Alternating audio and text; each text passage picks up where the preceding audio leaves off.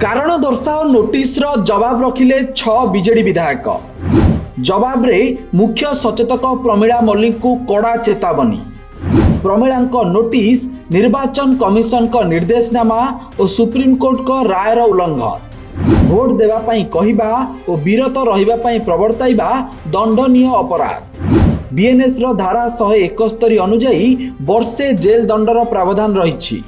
कारण दर्शाओ नोटिस प्रत्याहार न कले प्रमीला विरोध में फौजदारी मामला रुजु करने को चेतावनी।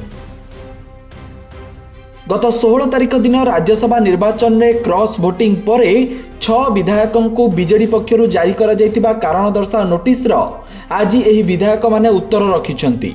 आउ एही उत्तर रे नोटिस जारी करिथिबा विरोधी दल मुख्य सचेतक प्रमीला मल्लिक को कड़ा चेतावनी दैछंती। प्रमीला जारी करिथिबा हुइप निर्वाचन कमिशन का निर्देशनामा और सुप्रीमकोर्ट का रायर उल्लंघन बोली विधायक माने दर्शाइछंती। विधायक माने कहिछंती राज्यसभा निर्वाचन रे दलीय हुइप काम करे नाही। हुइप जारी करिबा निर्वाचन कमिशन का निर्देशनामा और सुप्रीमकोर्ट का रायर उल्लंघन। मुख्य सचेतक हुइप जारी करी बेआईन काम करिछंती। भोट देवा पई कहवा और विरत रहिबा पई प्रवर्ताइबा उभय दंडनीय अपराध। एथिपाई बीएनएस धारा 171 अनुजाई वर्षे जेल दंडर प्रावधान रही। तेणु यही कारण दर्शाओ नोटिस को प्रत्याहार करंतु, नचेत फौजदारी मामला को सामना करने को प्रस्तुत रुहंतु बोली विधायक माने सीधा सीधा चिठी रे चेताई दैछंती।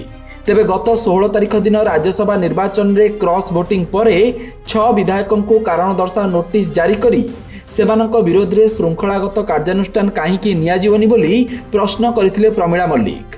20 तारिख संध्या 5टा सुधा उत्तर देवा को कुआ जायतिबा बेले एहार जवाब रे आज यही विधायक माने प्रमीला को एभली चेतावनी दैछंती। Bureau report, Satyapath news.